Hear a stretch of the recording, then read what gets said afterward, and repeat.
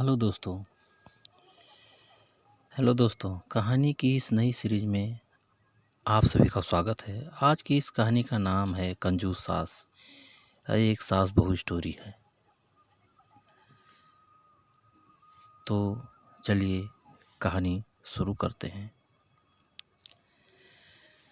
बलियापुर नामक गांव में स्वर्णिम नाम की औरत रहा करती थी। उनकी दोनों बेटी शहर में जाकर काम करा करते थे। बड़ी बहू का नाम प्रतिभा और छोटी बहू का नाम सुनैना था। स्वर्णिम और प्रतिभा हमेशा सुनैना को तंग किया करती थी, क्योंकि उनके छोटे बेटे ने सुनैना से शादी अपनी पसंद से की थी और सुनैना एक साधारण से परिवार से थी। एक बार बड़ी बहू के हाथ से सास का चश्मा टूट गया। प्रतिभा, ये क्या कर दिया मैंने? ये तो माँ जी कल ही बनवा कर लाई थी। उसको पता चलेगा तो बहुत गुस्सा होंगी। क्या करूं? प्रतिभा बाहर काम कर रही सुनैना के पास गई और कहा, प्रतिभा, सुनैना सुनो, माँ जी कमरे से जूठे बर्तन ले आओ। सुनैना, ठीक है दीदी, अभी ले आई। सुनैना जैसे ही माँ जी के कमरे में गई तो उसने देखा कि चश्मा नीचे टूटा हुआ है। उसने चश्मा उठाया ही था, तब तक प्रतिभा माँ जी को लेकर वहाँ पहुँच गई। प्रतिभा, हे भगवान, माँ जी का चश्मा तोड़ दिया। माँ जी कल ही इसे बनवा कर लाई थी। ये क्या किया तूने सुनैना? कोई काम ध्यान से नहीं करती हो तुम। कितना नुकसान कर दिया।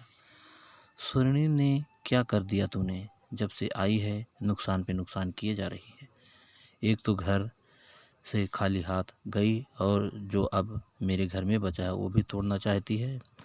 सुनैना, माँ जी ये मैंने नहीं किया। प्रतिभा दीदी ने मुझे बर्तन देने भेजा था। मैं तो देखा कि चश्मा टूटा हुआ नीचे गिरा है। प्रतिभा, तू क्या कहना चाहती कि मैंने तोड़ा है? सुनैना, नहीं दीदी, मैं तो माँ जी को बता रही थी कि मैंने नहीं किया। यहाँ प्रतिभा रोने की एक्टिंग करके दिखाती है। प्रतिभा, मेरी किस्मत देखो ना माँ जी, आपने देखा ना, आपके सामने मुझे गलत बना रही है। सुनैना, नहीं दीदी, मेरा ऐसा कोई इरादा नहीं है। प्रतिभा, चुप रहो तुम, एक तो नुकसान करती हो, ऊपर से झूठ भी बोलती हो। स्वर्णिम, जाओ मेरे सामने से और दोबारा मत आना, जब तक घर का सारा काम न खत्म हो जाए, समझी?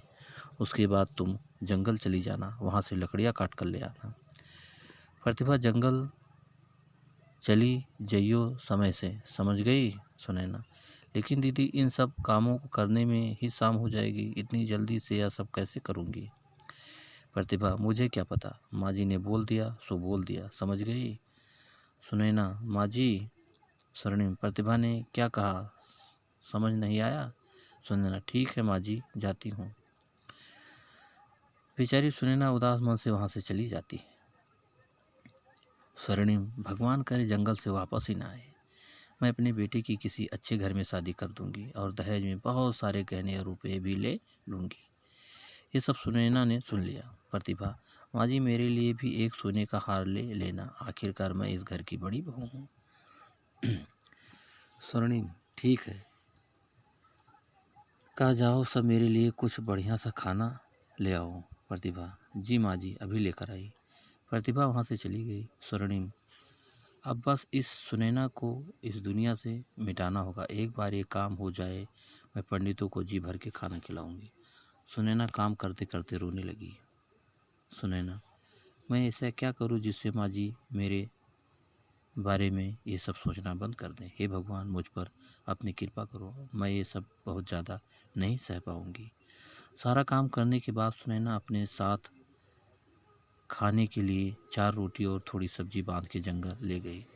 सुनैना जंगल में लकड़ी काटने लगती है। उसने लकड़ी का एक गट्ठर बनाया और छाँव में बैठ गई। तब उसने थैले से रोटी का डिब्बा नीचे गिर गया। सुना, अरे मैं तो खाना ही भूल गई। लोग काम भूल जाते हैं और मैं आके खाना ही भूल गई, क्या करूं? अब बस जल्दी घर चलती हूँ। इसे खाऊं या नहीं? ऐसा करती हूँ, खा लेती हूँ। वैसे भी सुबह से कुछ नहीं खाया, फिर रात का खाना भी तो बनाना पड़ेगा। सुनैना बैठकर खाना खाने ही वाली होती है कि तभी वहाँ पर एक बकरी उसके सामने आकर बैठ जाती है। सुनैना, तुझे भूख लगी है, आजा तू भी खा ले। वह एक रोटी बकरी को दे देती है। बकरी फिर भी नहीं जाती। इस बार वो एक और रोटी देती है और इस बार बकरी चली जाती है। सुनैना, लगता है इसके नसीब में रोटी खाना लिखा था। चलो इस बेजुबान के पेट में भी कुछ गया। इसके बाद वह थोड़ा पानी पीती है। तब तक जंगल से एक बूढ़ी औरत बहुत सारा सामान लेकर गुजर रही होती है। सुनैना, माँ जी आप इस जंगल में? बूढ़ी औरत, मैं अपने गांव जा रही हूँ बेटी, ये रास्ता बहुत जल्दी पहुँचा देता है, इसीलिए यहाँ से जा रही हूँ। औरत बहुत बूढ़ी थी, सुनैना को उस पर दया आ गई। सुनैना, अम्मा बैठो मेरे पास, 2 रोटी है, आप इन्हें खा लो। वैसे भी मुझे तो घर जाना है, इसलिए इन्हें खाने का तो समय नहीं है मेरे पास। आप मुझे थकी हुई लगती हैं, आप इन्हें खा लो। अम्मा बैठ गई और हैरानी से सुनैना की तरफ देखने लगी। बूढ़ी औरत, इस जंगल में लगता है भगवान ने तुझे भेजा है मेरे लिए।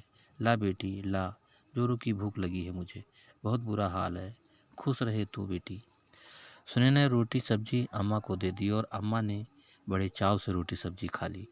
बूढ़ी औरत, बेटी एक बात ध्यान से सुन, तेरे जीवन में कभी भी कोई मुसीबत आए तो बस अपने पूर्वजों और भगवान को सच्चे दिल से याद करना।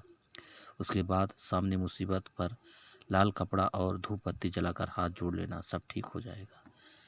सुनैना, धन्यवाद अम्मा, बड़ों की कृपा से ही घर परिवार फलता फूलता है। कभी बलियापुर गांव में आना होगा तो किसी से पूछ लेना मेरी माँ जी का नाम, उसका नाम स्वर्णिम देवी है, तो आपको बता देंगे मेरे घर का पता। कभी आना हो तो हमसे मिलकर ज़रूर आना। बूढ़ी औरत, ज़रूर बेटा, कभी मौका मिले तो ज़रूर आऊँगी। अब बेटी तू जल्दी घर जा, ये जंगल तेरे लिए सुरक्षित नहीं है। सुनैना, ठीक है अम्मा, आप भी जल्दी चले जाओ। बूढ़ी औरत, और हाँ बेटी, कभी भी डर लगे तो अपने पूर्वजों को याद करना, पितृ हमेशा अपने वंशजों की रक्षा करते हैं। सुनैना, जी अम्मा। सुनैना घर पहुंचती है, उसके बाद रात के लिए खाना बनाने लगती है। खाना बनाकर सबको खिलाया और उसके बाद सब सो गए। अचानक पूरा घर हिलने लग गया। अचानक एक कमरे से बहुत तेज आवाज़ें आने लगी। सब लोग डर गए। कुछ देर बाद सब एकदम से शांत हो गया। प्रतिभा, माँ जी ये क्या था, ये कैसी आवाज़ थी? स्वर्णिम, रुक मैं देखती हूँ। स्वर्णिम, सुनैना जा तू देख क्या है वहाँ।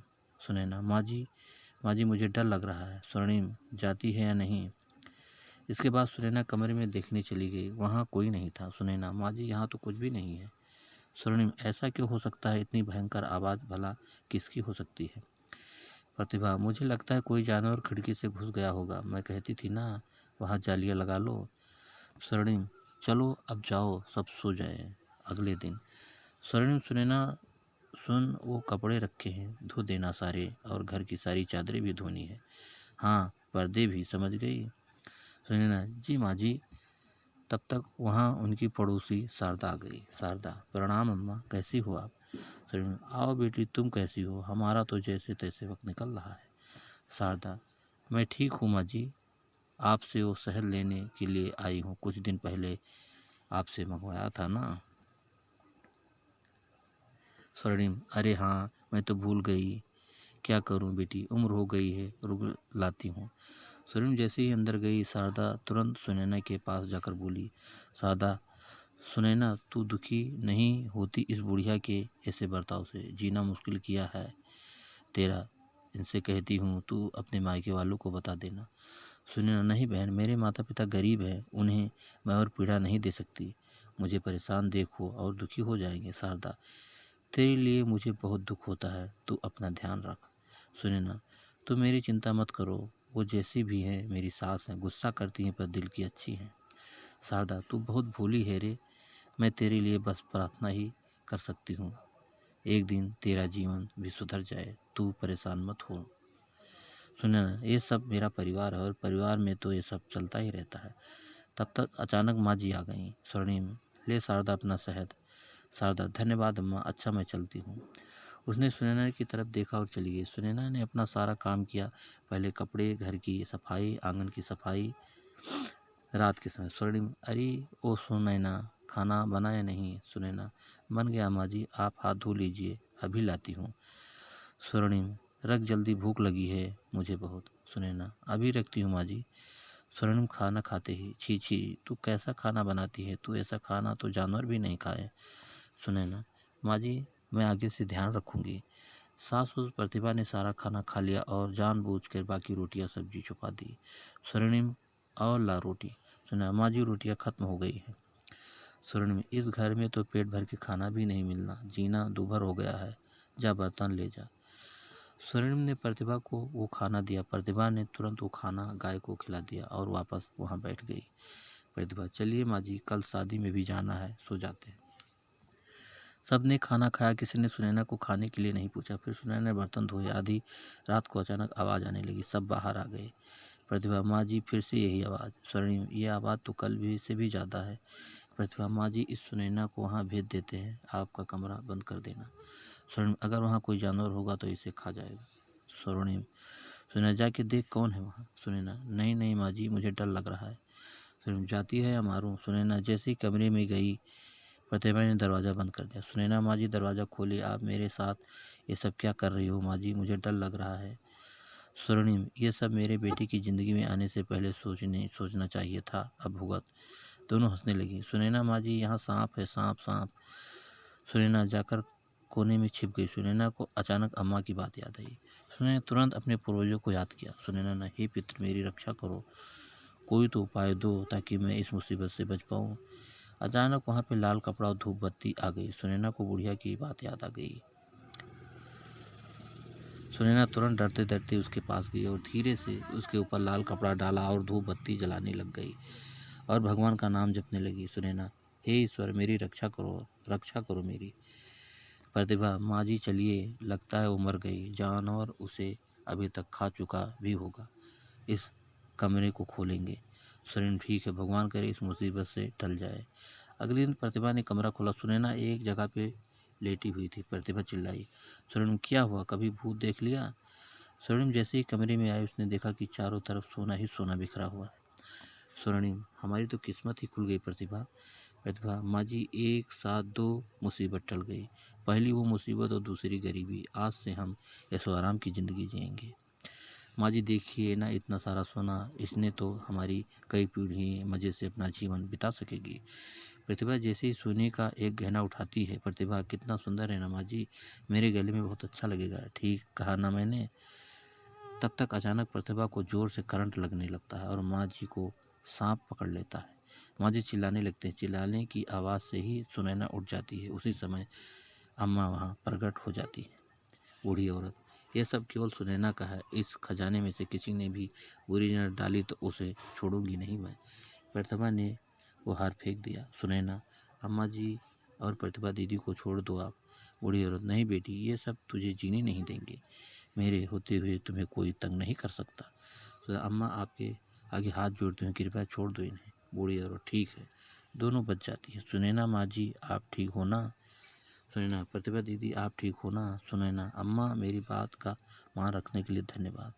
बूढ़ी औरत ये सब तेरा है सुनैना। सुनैना अम्मा ये सब मेरा कैसे हुआ, मुझे आप ये सब क्यों दे रही हो। बूढ़ी औरत बेटा ये तेरा ही था हमेशा से, एक ज़माने में तेरे पूर्वज ने इस खजाने को छुपाया था दुश्मनों से। वो चाहते थे कि सब उसके किसी वारिस को मिले जो ईमानदार और नेक हो, ताकि सबका भला हो सके। वो चाहते थे कि दुश्मन इसका गलत इस्तेमाल न कर पाए, इसीलिए उन्होंने इस खजाने की पूजा कराई। इसके बाद एक खजाना सर्प में बदल गया और तब से वो तुम्हारे बस के सही उत्तराधिकारी की खोज कर रहा था। तुमने जिस बकरी को रोटी खिलाई वो असल में सर्प था, जो भेष बदल कर तुम्हारे सामने बकरी बनकर आया था, ये जानने के लिए कि तुम वही सही उत्तराधिकारी हो कि नहीं।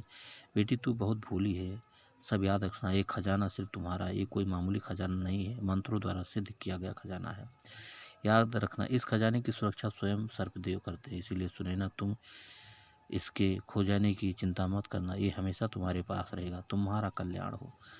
सुनैना माँ जी ये सब आपका है, इसका जो कुछ भी करना हो आपकी मर्जी से ही होगा। स्वर्णिम बेटा मैंने हमेशा तेरे साथ बुरा किया, तू चाहती तो इस सारा धन पाके हमें घर से बाहर निकाल सकती थी, पर तू ये सब मुझे दे रही है क्यों सुनैना। सुनैना माँ जी मैं हमेशा चुप रहती थी ताकि एक दिन आप मेरे प्यार को समझ सको। देखो ना आज आपको मेरा इस परिवार के प्रति प्रेम समझ आया, इससे ज़्यादा मुझे कुछ भी नहीं चाहिए। प्रतिभा मुझे माफ़ कर दो, मैंने तुम्हें हमेशा मारना चाहा, लेकिन आज तुमने मुझे बचाकर मेरी नज़रों में अपनी इज्जत और बढ़ा दी। आज मैं हमेशा तुम्हारी बड़ी बहन बन के रहूँगी और तुम्हें कुछ नहीं होने दूंगी।